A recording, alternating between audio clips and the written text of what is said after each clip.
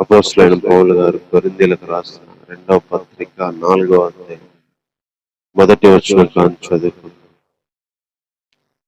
కాబట్టి ఈ పరిచర్య పొందినందున కరుణించబడిన వారమై ధైర్యపడము. అయితే కుయుక్తిగా నడుచుకొనకయు, దేవుని వాక్యం వంచనగా బోధింపకయు, సత్యమును ప్రత్యక్షపరచుట వలన ప్రతి మనుషుని మనస్సాక్షి ఎదుట మమ్మను మేమే దేవుని సముఖమందు మెప్పించుకొనొచ్చు అవమానకరమైన రహస్య కార్యములను విసర్జించి ఉన్నాను. మా స్వార్థ మరుగు చేయబడిన ఎడల నశించుచున్న వారి విషయంలోనే మరుగు చేయబడి ఉన్నది. చిన్న మాట ప్రార్థన చేసుకున్నాం. ప్రేమ కలిగిన తండ్రి, ఇంతవరకు ఆరాధనలో సాయం చేస్తూ వచ్చినందుకే ఉన్నాను. కొన్ని మాటలు ప్రభా, పౌలు గారి ద్వారా మీరు తెలియజేసిన విషయాలు ప్రభా, ఆలోచిస్తుండగా మా విశ్వాసం బలపడినట్లుగా నీ కొరకు జీవించే జీవితమును ప్రభా ఈ మాటల ద్వారా జీవింపబడినట్లుగా సహాయం చేయండి. పరిశుద్ధాత్మ యొక్క బలమైన శక్తినైనా మీరు మాకు దయచేయండి. సమయం అంతా దేవునికరంగా చేయమని కోరుతూ యేసుక్రీస్తు వారి నామంలోనే ప్రార్థించి వేడుకుంటున్నాము తండ్రి. ఆమేన్. ఈ చదువుకున్న ఈ మాటల్లో పౌలు గారు కొరింథీలో ఉన్న సంఘానికి చాలా విషయాలు తెలియజేస్తూ వచ్చినాడు. ఈ 2వ పత్రికలో కొన్ని అమూల్యమైన విషయాలు తెలియజేస్తూ వచ్చినాడు. శ్రమల్లో, చచ్చిపోయే పరిస్థితుల్లో దేవుడు కాపాడిన విధానం, వాళ్ళు బాధ పెట్టి దుఃఖపరిచినా కూడా దుఃఖం మంచికే అని చెప్తూ ఒక అమూల్యమైన పరిచర్య, సువార్త దేవుడిచ్చాడు అని చెప్తూ ఈ పరిచర్యను మేము పొందినందున అధైర్యపడము, ఎందుకంటే మేము కరుణించబడ్డాము అని చెప్తున్నాడు.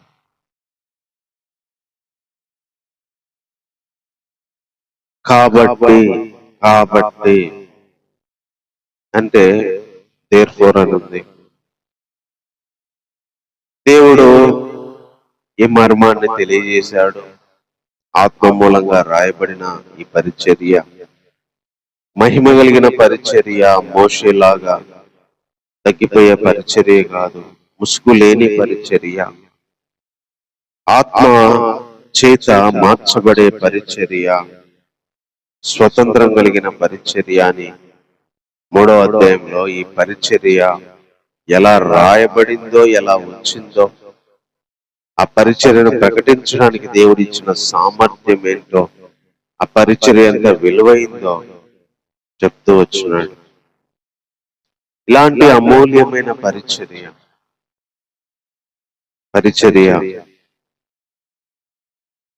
సువార్త పరిచర్య, దేవుని మహిమను గూర్చిన పరిచర్య, దేవుని ఆత్మ మూలంగా రాయబడే పరిచర్య, అక్షరము కాదు ఆత్మతో రాయబడే పరిచర్య, మోషే ముఖంలాగా తగ్గిపోయే మహిమ కలిగిన పరిచర్య కాదు ఇది. మహిమ నుండి అధిక మహిమకి, ప్రభులోకి మార్చబడే పరిచర్య, ముసుగు తీసివేయబడిన పరిచర్య, పాత నిబంధనను కొట్టివేసి కొత్త నిబంధనను మనకు పరిచయం చేసిన పరిచర్య, ప్రభు యొక్క ఆత్మను కలిగి ఉండే పరిచర్య. కాబట్టి ఈ పరిచర్య పొందినందున మేము కరుణించబడిన వారమై అధైర్యపడము. అయితే కుయుక్తిగా నడుచుకోము, దేవుని వాక్యాన్ని వంచనగా బోధించము, సత్యాన్ని ప్రతి మనిషి దగ్గర ప్రత్యక్షపరిచి దేవుని సముఖమందు ప్రతి మనిషి మనస్సాక్షి అందు మేము మెప్పించుకుంటూ అవమానకరమైన రహస్య కార్యాలను విసర్జిస్తామని చెప్తున్నాడు. మా సువార్త ఒకవేళ మరుగు చేయబడి ఉంటే నశించే వాళ్ళ దగ్గర తప్ప ఎక్కడ మరుగు చేయబడలేదు. ఈ పరిచర్య గురించి చెప్తున్నాడు. దేవుని స్వరూపి అయిన క్రీస్తు మహిమను కనపరచు సువార్త ప్రకాశము. దేవుని స్వరూపి అయిన క్రీస్తు మహిమను కనపరిచే సువార్త ప్రకాశము. వారికి ప్రకాశింపకున్నట్లు ఈ లోక సంబంధమైన దేవత అవిశ్వాసులైన వారి మనోనేత్రాలకి గుడ్డితనము కలుగచేసేది. మేము ఈ పరిచర్య పొందడానికి కరుణించబడ్డాము, మేము అధైర్యపడము అని చెప్తున్నాడు. ఈ మొదటి పారాగ్రాఫ్ మొత్తము ఒక మాటలో చెప్పాలంటే, మేము కరుణించబడ్డాము కాబట్టి అధైర్యపడము. కరుణించబడిన పరిచర్య మేము పొందాము కాబట్టి అధైర్యపడము. మా సువార్త అందరికీ వెళ్ళింది. ఒకవేళ వెళ్ళని వారు ఎవరైనా ఉన్నారు అంటే అది నశించే వాళ్ళు. ఆ నశించే వారి మనోనేత్రాలకి గుడ్డితనం కలగజేసింది ఈ లోక సంబంధమైన దేవత. కానీ ఈ పరిచర్య ఎలాంటిదంటే, దేవుని స్వరూపములో ఉన్న క్రీస్తు మహిమను కనపరచే సువార్త ప్రకాశము. దేవుని స్వార్త క్రీస్తు మహిమను కనపరిస్తే ఆ క్రీస్తు ఎవరంటే దేవుని స్వరూపి. దేవుని యొక్క స్వరూపములో ఉన్న క్రీస్తును, క్రీస్తు ద్వారా దేవుని మహిమను కనపరిచే శక్తి స్వార్థ పొందే అంటున్నాడు. ఈ స్వార్థ యేసుక్రీస్తు ద్వారా వచ్చింది. యేసుక్రీస్తు మరణించి తిరుగు లేచుట ద్వారా వచ్చింది. ఈ సువార్త ప్రకాశము అనేకులను వెలిగించింది. ఈ సువార్తలో ఉన్న జీవము ఎంతో మంది జీవితాలకు వెలుగుదిచ్చింది. ఈ సువార్త ప్రకటించబడడానికి పిలుచుకున్న వాళ్ళు ఎంతో ధన్యులుగా ఫీలయ్యారు. అందుకే మేము ఇలాంటి పరిచర్య పొందడానికి కరుణించబడ్డాము. మేము అధైర్యపడము. మా సువార్త అందరికి వెళ్ళింది, ఒక నశించే వారికి తప్ప. ఈ సువార్త క్రీస్తు మహిమను కనపరిచి దేవుని స్వరూపంలో ఉన్న క్రీస్తును చూపించే, దేవుని స్వరూపంలో దిగి వచ్చిన క్రీస్తును చూపించే పరిచర్య ఈ స్వార్థ పరిచర్య. రోజు నిజంగా మనం ఎందుకు ధన్యులం అంటే, ఈ స్వార్థ ప్రకాశం మన దగ్గరికి వచ్చింది. ఈ స్వార్థను మనం నమ్మగలిగినాం. ఈ స్వార్థ ప్రకాశం మన హృదయంలోకి వచ్చింది. ఈ సువార్తలో ఉన్న క్రీస్తును చూడటానికి, క్రీస్తును ధరించిన దేవుని స్వరూపం చూడటానికి, క్రీస్తు ధరించిన దేవుని స్వరూపం చూడటానికి మనకు వెలుగునిచ్చింది. ఈ సువార్త ద్వారా క్రీస్తుని చూడగలుగుతున్నాం, క్రీస్తును మహిమను చూడగలిగాము. క్రీస్తు ధరించుకొని వచ్చిన దేవుని స్వరూపాన్ని చూడగలిగాము, దేవుని మహిమను చూడగలిగాము. ఎంతో మంది ఈ స్వార్థ ప్రకాశం వెరితనంగా ఉంది. ఎంతో మంది స్వార్థ దగ్గరకు రాలేని స్థితిలో ఉన్నారు. ఈ స్వార్థ ప్రకాశము వారి మనోనేత్రాలకు వెలగలేదు, గుడ్డితనంగా కనిపిస్తుంది. ఈరోజు మనం ఎందుకు అమూల్యమైన వాళ్ళం అంటే, ఇలాంటి అమూల్యమైన పరిచర్య, ఇలాంటి స్వార్థ పరిచర్య పొందడానికి మనం కరుణించబడ్డాము. ఇది హై ప్రివిలేజ్ గా పౌలు గారు చెప్తున్నాడు. కరుణించబడ్డాము మనము. ఈ పరిచర్య పొందడానికి మనం కరుణించబడ్డాము కాబట్టి అధైర్యపడము. అందుకే వాక్యాన్ని పర్ఫెక్ట్ గా బోధించి, సత్యాన్ని పర్ఫెక్ట్ గా చెప్పి, ప్రతి మనుషుని దగ్గర దేవుని దగ్గర మెప్పించుకుంటూ ఈ సువార్తను తీసుకెళ్లడమే మన యొక్క ధైర్యం అని చెప్తాను. ఈ సువార్త ఎలాంటిదంటే, దేవుని స్వరూపంలో ఉన్నది క్రీస్తును చూపించేది. ఇంకా 5వ వచనం చెప్తున్నాడు, అంధకారములో నుండి వెలుగు ప్రకాశించునుగాక అని పలికిన ఆ దేవుడే తన మహిమను గూర్చిన జ్ఞానము యేసుక్రీస్తునందు వెల్లడిపరచుటకు మా హృదయములో ప్రకాశించెను. ఇది ఈ సువార్త ఎలాంటిదంటే, క్రీస్తు దేవుని స్వరూపాన్ని చూపించడమే కాదు, దేవుని స్వరూపంలో ఉన్న క్రీస్తుని చూపించడమే కాదు,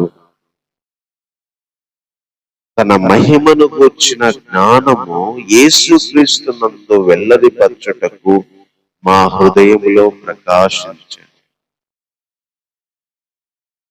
ఈ సువార్త ద్వారా మహిమను గూర్చిన జ్ఞానము యేసుక్రీస్తు ద్వారా మన హృదయములో ప్రకాశించింది అన్న. ఒకప్పుడు దేవుడు చీకటి ఉన్నప్పుడు వెలుగును కలుగునుగా కానగానే వెలుగు వచ్చేసి, అలాగే క్రీస్తు మహిమయే తెలియదు, క్రీస్తుని గురించిన జ్ఞానం తెలియదు, క్రీస్తు మహిమను గురించిన జ్ఞానం గురించిన అవగాహన లేదు. ఈ స్వార్థ రాకము మహిమ యొక్క ప్రభావం, మహిమ తర్వాత జీవితాన్ని గురించిన అవగాహన లేదు. దాని గురించి మనం గుడ్డివారుగా ఉన్నాం, దాని గురించి ఆలోచన లేని స్థితిలో ఉన్నాం. కానీ ఈ పరిచర్య దేవుని స్వరూపంలో ఉన్న క్రీస్తుని చూపించడమే కాదు, క్రీస్తులో ఉన్న మహిమను గురించిన జ్ఞానాన్ని మన హృదయంలో ప్రకాశింపచేసింది ఈ పరిచర్య. ఈ పరిచర్య ద్వారానే క్రీస్తు యొక్క మహిమను గురించిన జ్ఞానం మనకు వచ్చింది, క్రీస్తు మహిమను గురించిన అవగాహన మనకు వచ్చింది. క్రీస్తు ఏ రీతిగా మొదట్లో నుంచి మహిమపరచబడ్డాడో ఆ రీతి మహిమను మనం పొందుతాము అన్న ఒక నిరీక్షణ ఇచ్చింది ఈ సువార్త. ఇలాంటి అమూల్యమైన సువార్తను పొందడానికి దేవుడు మనల్ని కరుణించాడు. అందుకే అధైర్యపడము. ఈ సువార్తే దేవుని స్వరూపంలో ఉన్న క్రీస్తును చూపించింది. ఈ సువార్తే యేసుక్రీస్తును గుర్చిన మహిమ జ్ఞానాన్ని మన హృదయంలో ప్రవేశింపచేసింది, ప్రకాశింపచేసింది. అదే విధంగా ఈ సువార్త 7వ వచనం చెప్తున్నాడు, ఆ బాల ఆధిక్యము మా మూలమైనది కాక దేవునిదై ఉండునట్లు ఈ మంటి ఘటములలో ఈ ఐశ్వర్యము మాకు కలదు. ఈ సువార్త ఎలాంటిదంటే, ఈ మట్టి ఘటములలో దేవుని ఐశ్వర్యాన్ని నింపింది. ఈ మట్టి జీవితాల్లో దేవుని ఐశ్వర్యాన్ని నింపింది. అందుకే సువార్త పరిచర్య మనకు రావడం అనేది ఎంతో విలువైనది. అది క్రీస్తు స్వరూపాన్ని, దేవునిలో ఉన్న దేవుడు ఎలా ఉంటాడో అది క్రీస్తులో చూపించింది, లేదా దేవుని స్వరూపంలో ఉన్న క్రీస్తుని చూపించింది. మహిమ జ్ఞానాన్ని గురించిన ప్రకాశాన్ని చూపించింది. మట్టి ఘటములలో మహిమ ఐశ్వర్యాన్ని నింపింది ఈ సువార్త. ఈ సువార్త ఎంతో అమూల్యమైంది. ఒక మట్టి ఘటాల్లో, మట్టి వెళ్ళే మన జీవితాల్లో శాశ్వతమైన ఐశ్వర్యం, మహిమైశ్వర్యం, పొందన శక్యము కాని, చెప్పన శక్యము కాని ఆనందకరమైన ఈ ఐశ్వర్యాన్ని దేవుడి పరిచర్య ద్వారా, ఈ సువార్త ద్వారా మనకిచ్చాడు. దీనికోసం దేవుడు మనల్ని కరుణించాడు. అందుకే ఈ పరిచర్య పొందినందున మేము అధైర్యపడము. విశ్వాస జీవితంలో మనం అధైర్యపడని జీవితాన్ని మనం కలిగి ఉండడానికి దేవుడిచ్చే మన మాటలు ఏంటంటే, ఈ సువార్త వలనే దేవుని స్వరూపంలో ఉన్న క్రీస్తుని చూశాం. ఈ సువార్త వలనే మహిమ జ్ఞానము యేసుక్రీస్తు వరద నాకు తెలిసింది. ఈ సువార్త వలనే ఈ మట్టి ఘటములలో మహిమైశ్వర్యం కలిగింది. కాబట్టి నేను అధైర్యపడను అని చెప్పగలిగే ఒక విశ్వాసాన్ని మనకిస్తుంది. తర్వాత ఇంకా 8వ వచనం నుంచి 15వ వచనం వరకు ఎట్లు పోయినా శ్రమపడుచున్నను ఇరికింపబడు వారము కాము, అపాయంలో ఉన్నను కేవలం ఉపాయం లేని వారము కాము, తరమబడుచున్నను దిక్కులేని వారము కాము, పడదరోయబడుచున్నను నశించే వాళ్ళము కాము. యేసు యొక్క జీవము మా శరీరమందు ప్రత్యక్షపరచబడుటకై యేసు యొక్క మరణానుభవము మా శరీరమందు ఎల్లప్పుడూ వహించుకొని పోవచ్చున్నాము.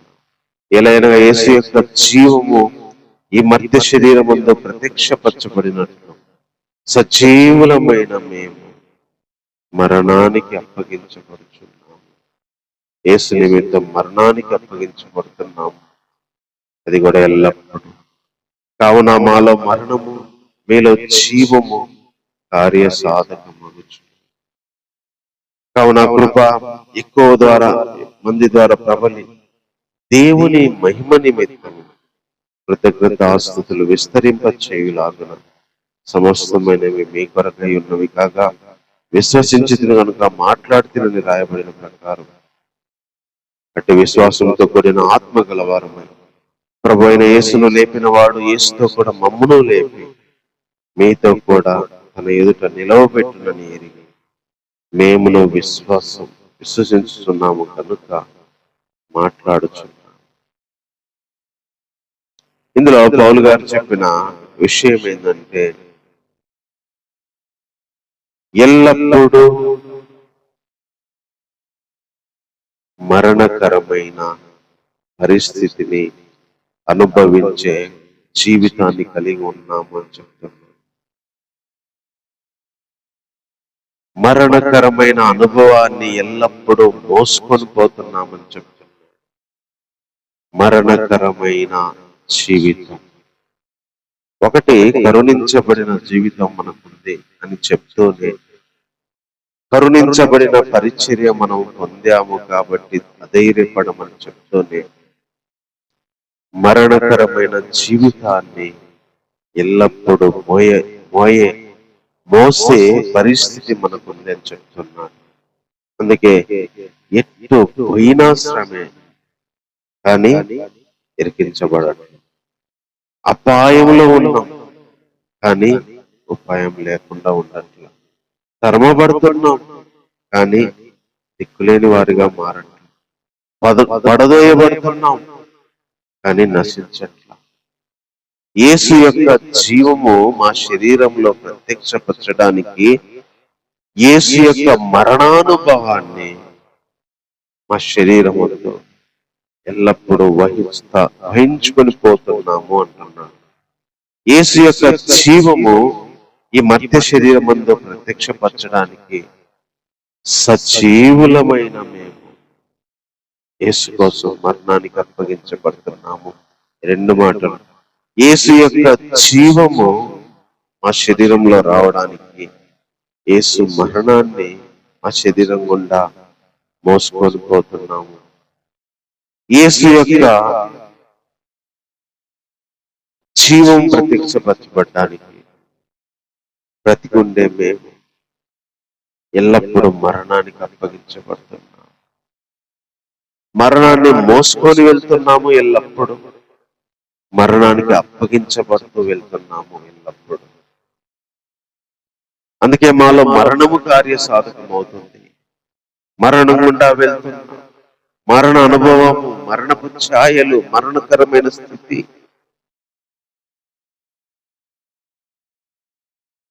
అందుకే పౌలు గారు ముందే చెప్తూ వచ్చాడు, అమూల్యమైన పరిచర్య, మహిమ కలిగిన పరిచర్య, మహిమైశ్వర్యము మట్టి ఘటంలో కలిగిన పరిచర్య, క్రీస్తు స్వరూపంలో ఉన్న దేవుని పరిచర్య మాకుంది.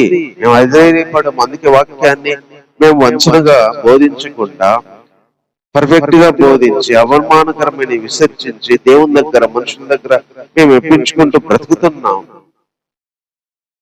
అలాంటి కానీ ఇలాంటి పరిస్థితి గుండా వెళ్తున్న మాకు ఎల్లప్పుడూ మరణాన్ని మోసుకొని వహించుకొని పోగలం.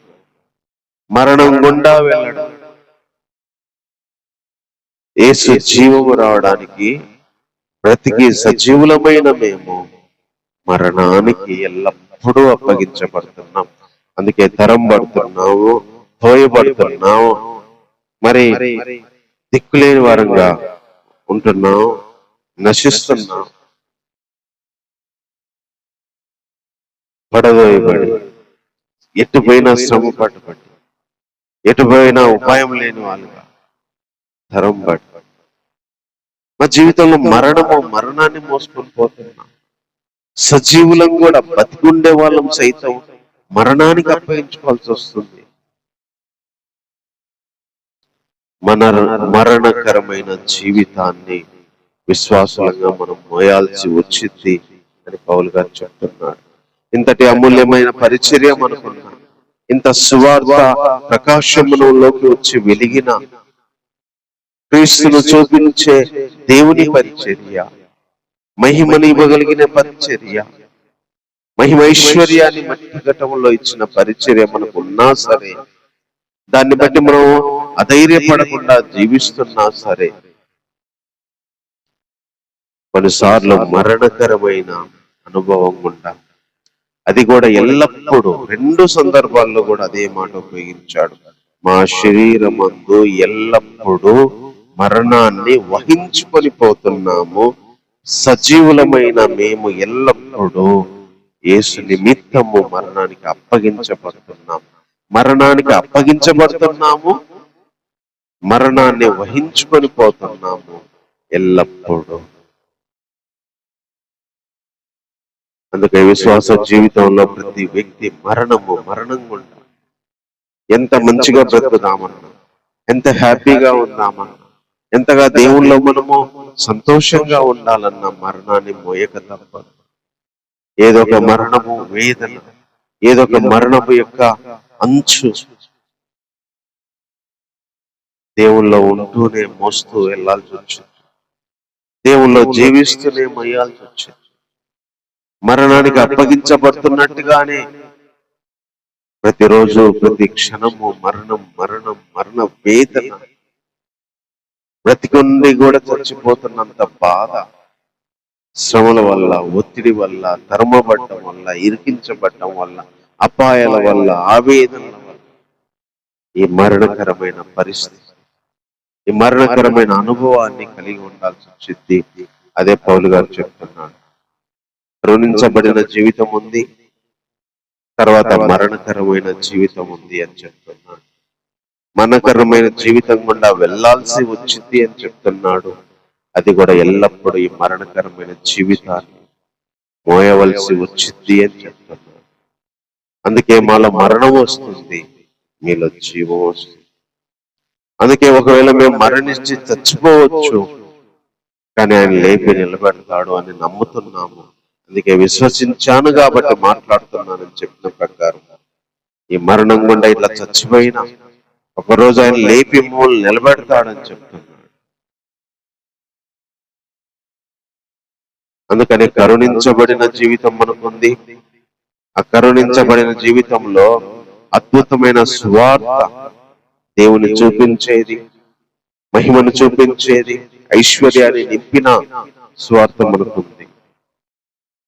అది ఉంటూనే మరణకరమైన జీవితాన్ని అనుభవించాల్సి వచ్చింది. ఎటు పోయినా మరణమే.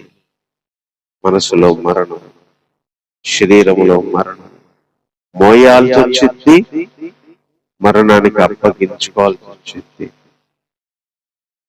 తర్వాత 16 నుంచి చివరి వరకు చెప్తున్న మాట, కావున మేము అధైర్యపడము, మా బాహ్య పురుషుడు కృషించుచున్న అంతర్య పురుషుడు దినదినము నూతన పరచబడుతున్నాడు.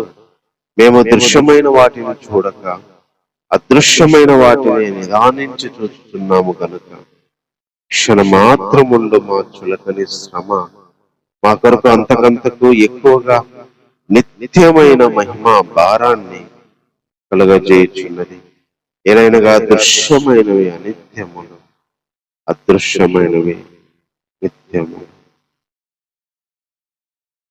ఇక్కడ చెప్తున్న మాట ఏంటంటే, మేము ఈ లోకాన్ని, ఈ శరీరాన్ని చూడట్లేదు, కనిపించే వాటిని చూడట్లేదు. మేము కనిపించని వాటిని చూస్తున్నాం, నిత్యం ఉండే వాటిని చూస్తున్నాం, అదృశ్యమైన వాటిని చూస్తున్నాము అని చెప్తున్నాడు. అంటే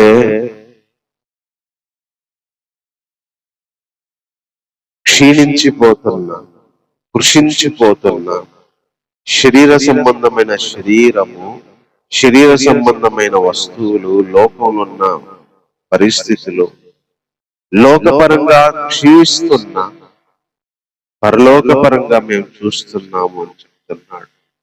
అంటే మనం ఏ విధంగా మన జీవితాన్ని చూడాలో చెప్తున్నాడు.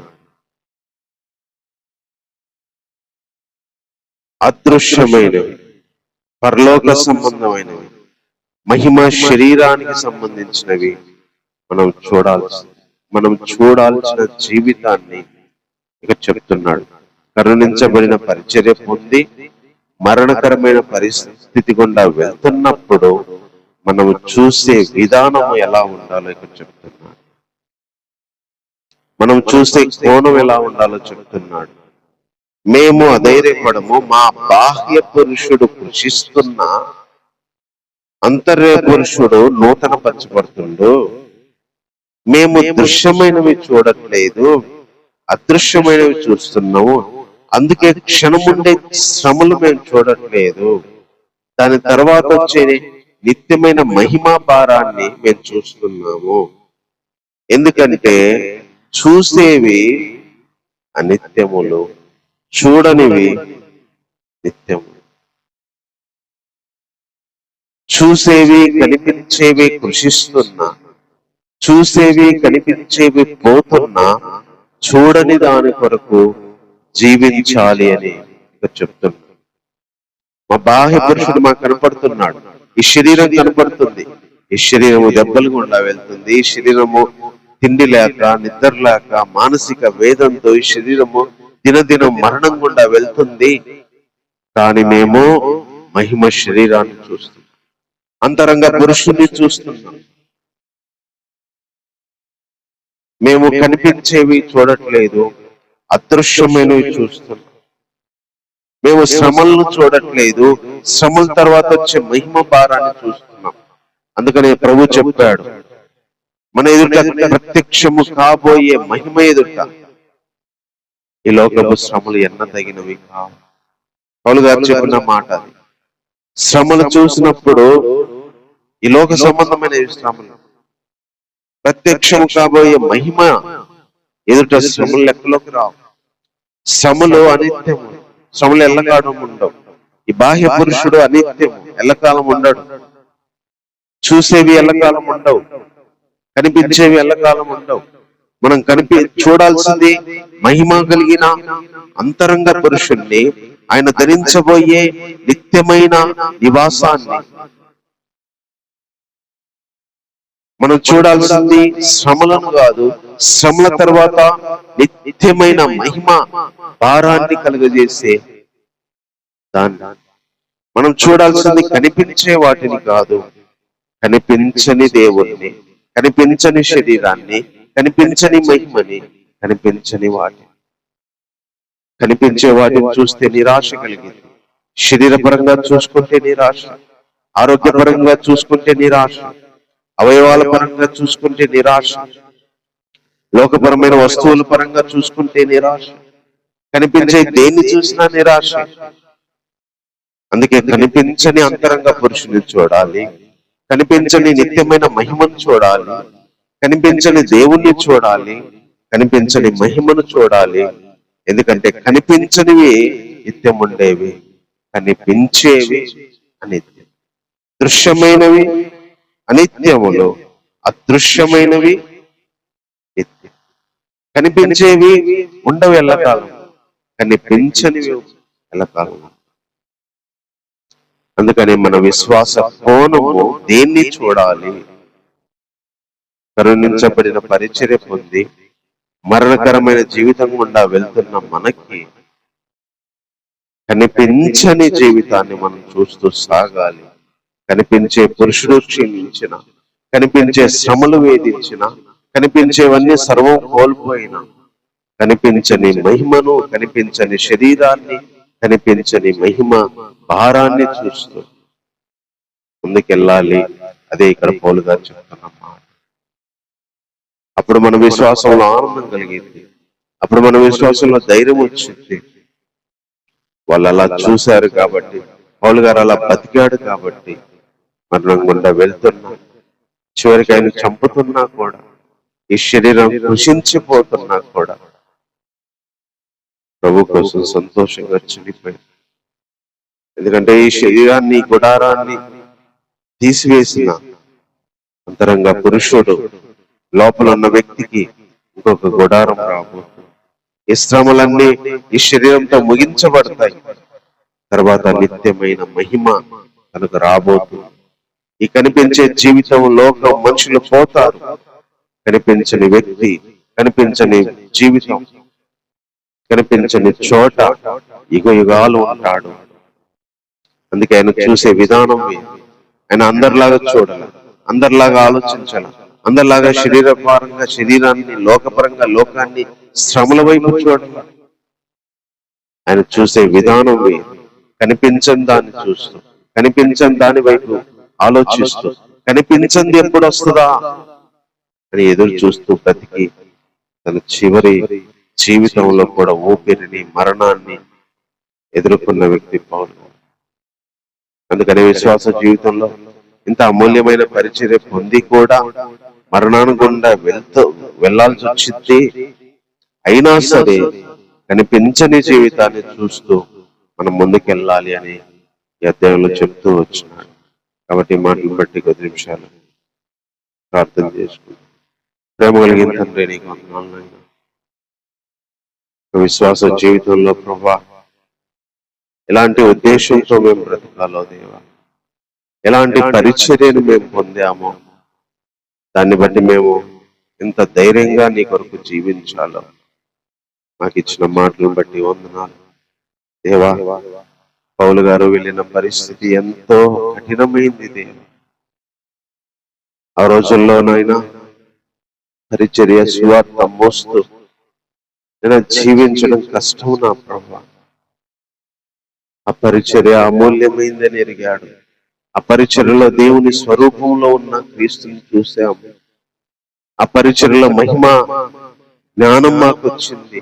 ఆ పరిచర్య వల్ల మహిమ, ఐశ్వర్యం మాకు కలిగిందని ఈ సువార్త ప్రకాశం అందరికీ, ఒక నశించే వారికి తప్ప అందరికీ మేము తెలియజేస్తామన్నా, అది పొందామన్న సాటిస్ఫాక్షన్తో ఆ రోజు బ్రతికారు. ఈరోజు మేము కూడా ఈ సువార్త ప్రకాశం ఎంత విలువైందో, ఈరోజు మా హృదయంలో మీరు వెలిగించిన వెలుగు ప్రభువా ఎంత అమూల్యమైందో ప్రభువా. ఇలాంటి పరిచర్య పొందడానికి, ఇలాంటి సువార్త మా దగ్గరికి వచ్చి మా బ్రతుకుల్లో వెలుగు నింపింది ప్రభువా.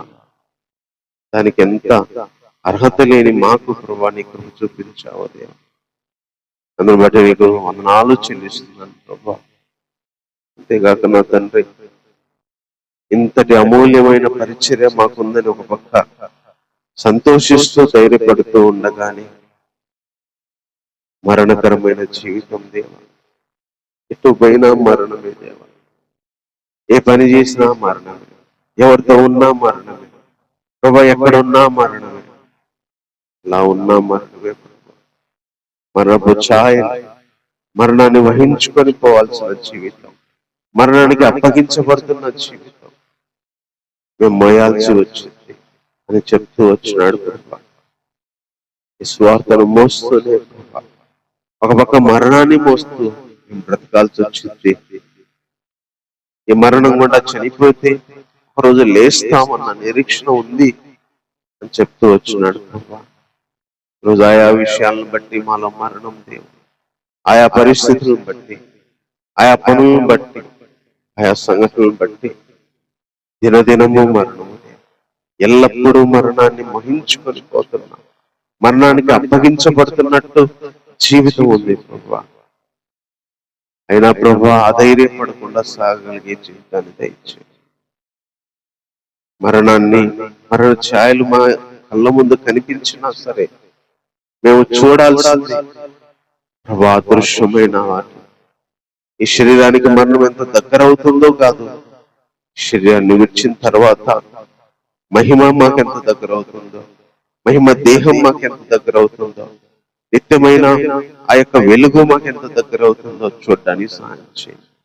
అందుకే అనారోగ్యాల గుండా వెళ్తున్నా, అప్పుల గుండా వెళ్తున్నా, ఆవేదనల గుండా వెళ్తున్నా, శ్రమల గుండా వెళ్తున్నా, బాహ్య పురుషుడు కృషిస్తున్నా, లోకపరంగా కలిగి ఉన్నంత కోల్పోతున్నా, క్షీణిస్తున్నా, ప్రభా అంతరంగ పురుషుణ్ణి, మహిమ దేహాన్ని, పరలోకాన్ని, మహిమ జ్ఞానాన్ని, రాబోయే ఆ మహిమను మేము చూడడానికి సాయం చేయండి.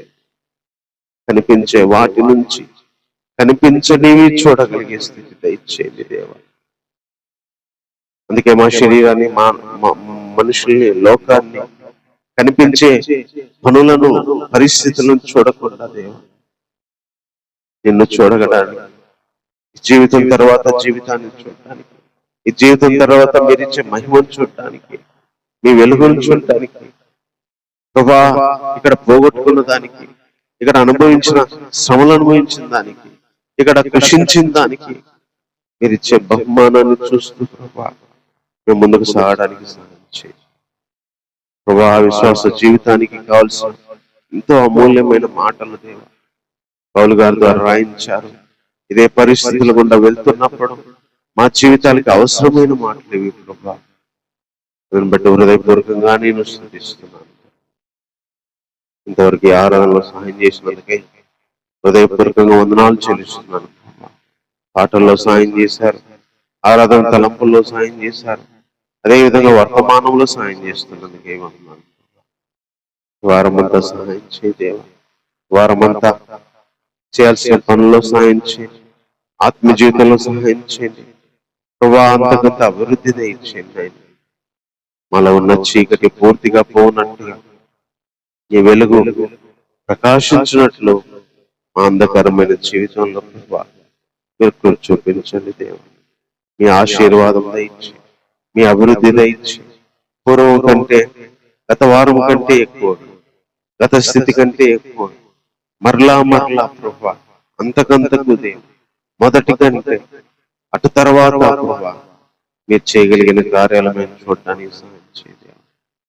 ఇంతవరకు ఆరాధనలో సాయం చేసినందుకు సార్వత్రిక సంఘాలను, విశ్వాసం జ్ఞాపకం చేసుకోండి.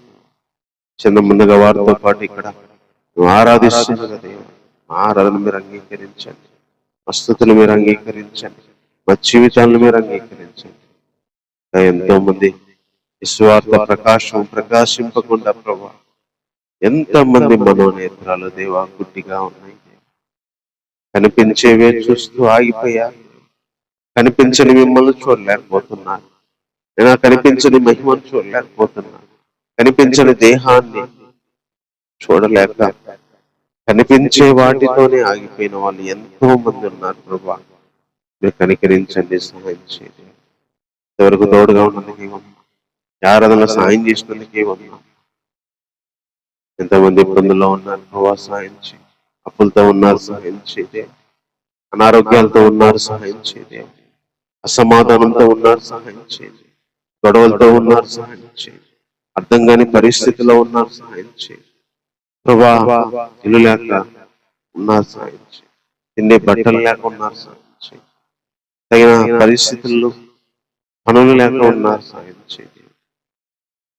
క్షేమం దయచేయండి. సాతాను కొంచెమే టైం అని విచ్చలవేడుగా శోధనలు ప్రభా రేపుతుండగా సహాయం చేయండి. మా ప్రియులను జ్ఞాపకం చేసి, మా బంధువులు, స్నేహితులను, రక్త సంబంధులు, మాకు తెలిసిన వారిని జ్ఞాపకం చేసుకోండి. వారందరూ మీలో ఉండడానికి, మీతో జీవించే జీవితాన్ని జీవించడానికి సాయం చేయండి. ఇంతవరకు ఆరాధనలు సాయం చేసి మీరు నడిపించేందుకే ఉన్నాను. ఈ వారం అంతా కూడా మీరు నడిపించమని హృదయపూర్వకంగా కోరుకుంటాం. ప్రార్థన మా రక్షకుడైన యేసుక్రీస్తు వారి నామమున ప్రార్థించి వేడుకుంటున్నాము. ఆమేన్.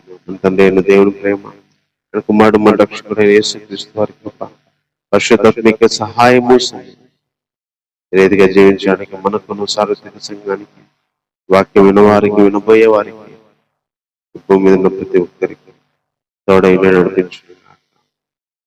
ఆమేన్. అందరికీ వందనాలు.